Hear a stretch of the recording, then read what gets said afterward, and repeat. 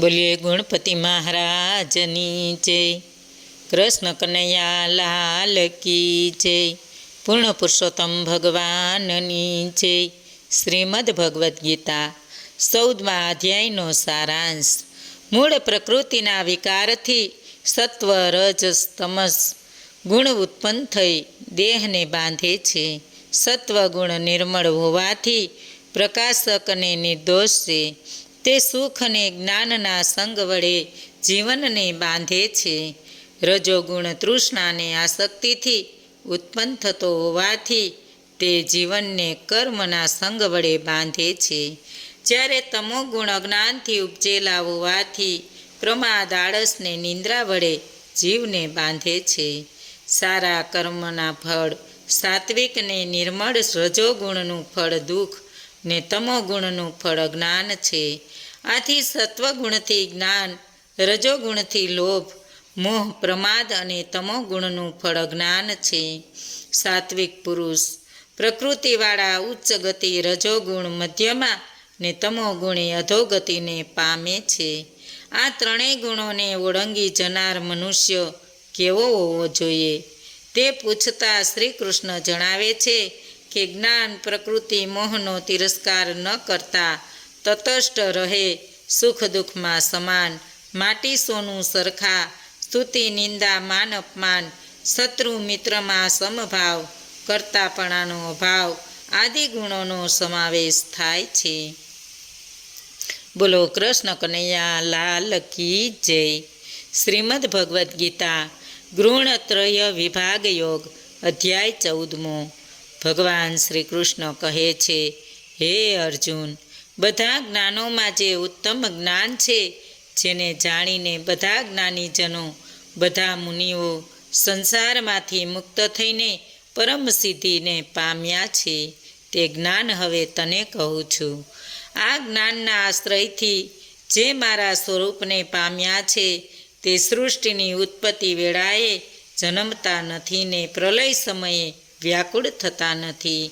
પ્રકૃતિ મારી યોની છે, હું તેનામાં ગર્ભ મૂકું છું, તેમાંથી સર્વ પ્રાણીની ઉત્પત્તિ થાય છે. બધી યોનિમાં જ શરીર ઉત્પન્ન થાય છે. તે યોની માતા મહદ બ્રહ્મ, હું તો બીજને આપવાવાળો પિતા છું. મૂળ પ્રકૃતિના વિકારથી સત્વ રજ તમ એમ ત્રણ ગુણો ઉત્પન્ન થાય છે. સત્વગુણ નિર્મળ હોવાથી પ્રકાશક અને નિર્દોષ છે. તે સુખ તથા જ્ઞાનના સંગ વડે જીવને બાંધે છે. તૃષ્ણાની આસક્તિથી ઉત્પન્ન થતા રજોગુણને રાગરૂપ જાણ ને જીવને કર્મના સંગથી બાંધે છે. સર્વ જીવોને મોહ પમાડનાર તમોગુણ અજ્ઞાનથી ઉપજેલો તું જાણ. તે પ્રમાદ આળસને નિંદ્રા વડે જીવને બાંધે છે. સત્વગુણ સુખમાં ને રજોગુણ કર્મમાં જોડે છે. તમોગુણ જ્ઞાનને ઢાંકી દઈ પ્રમાદમાં જોડે છે. રજોગુણ તથા તમોગુણ દબાતા સત્વગુણ પ્રબળ થાય છે. સત્વગુણ તથા તમોગુણ દબાતા રજોગુણ પ્રબળ થાય છે ને સત્વગુણ તથા રજોગુણ દબાતા તમોગુણ પ્રબળ થાય છે. સત્વગુણ વધવાથી જ્ઞાન, વિવેક, રજોગુણ વધવાથી લોભ, પ્રવૃત્તિ, કર્મોનો આરંભ, અશાંતિ, ભોગોની ઈચ્છા ઉત્પન્ન થાય છે. તમોગુણ વધવાથી અજ્ઞાન, નિષ્ક્રિયતા, પ્રમાદ ને મોહ ઉત્પન્ન થાય છે. સત્વગુણની વૃદ્ધિ થતાં મરણ પછી સ્વર્ગલોક પ્રાપ્ત થાય છે. રજોગુણની વૃદ્ધિ થતાં મરણ પછી કર્મની આસક્તિવાળા લોકમાં જન્મ થાય છે. તમોગુણની વૃદ્ધિ થતાં પશુ પંખીઓનીમાં જન્મે છે. પુણ્ય કર્મનું ફળ સાત્વિક છે, રજોગુણનું ફળ દુઃખ છે ને તમોગુણનું ફળ જ્ઞાન છે.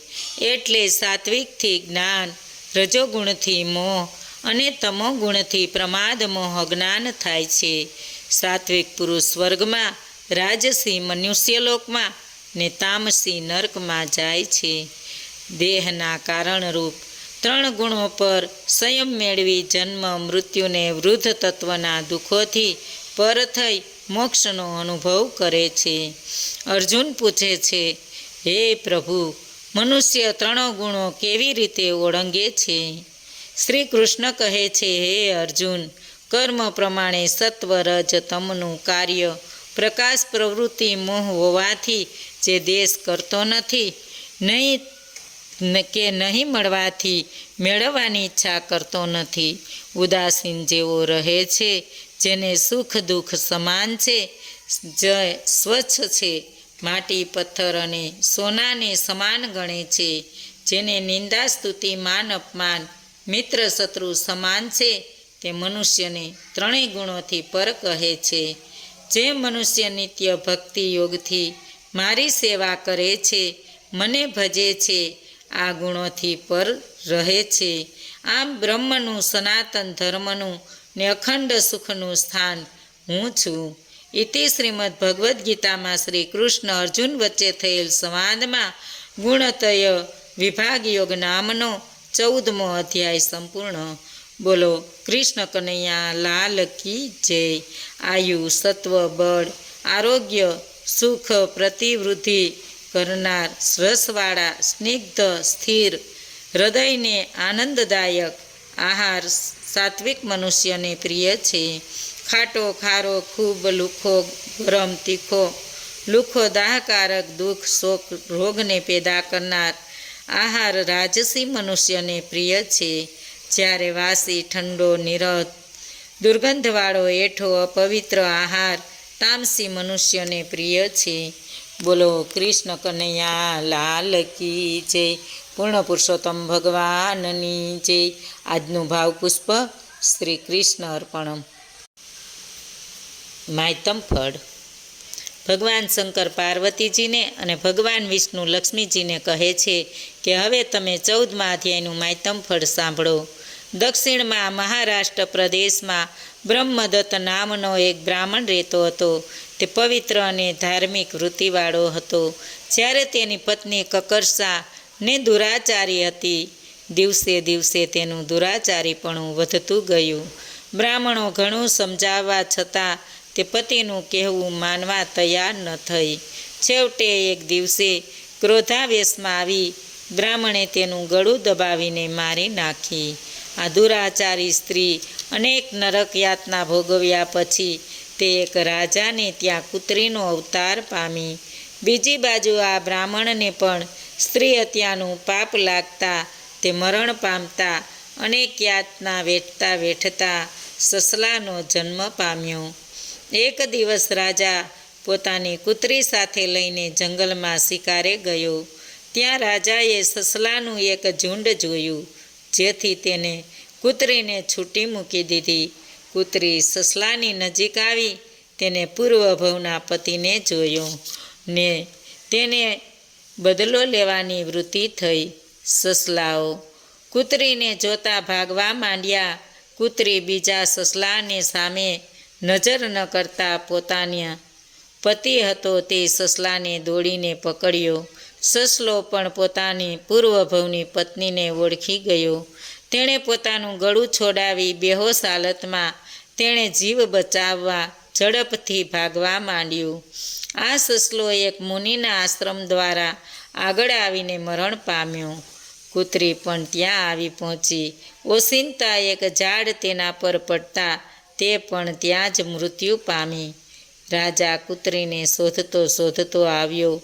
આ આશ્રમના તપસ્વી બહારથી આવીને એક શિલા પર પોતાના પગ ધોવા લાગ્યા. આ જળ વહેતું જ્યાં કૂતરું અને સસલો પડ્યો હતો તેના સ્પર્શ થતાં તેમનો ઉદ્ધાર થયો. રાજાએ નજીક આવી આ જોયું.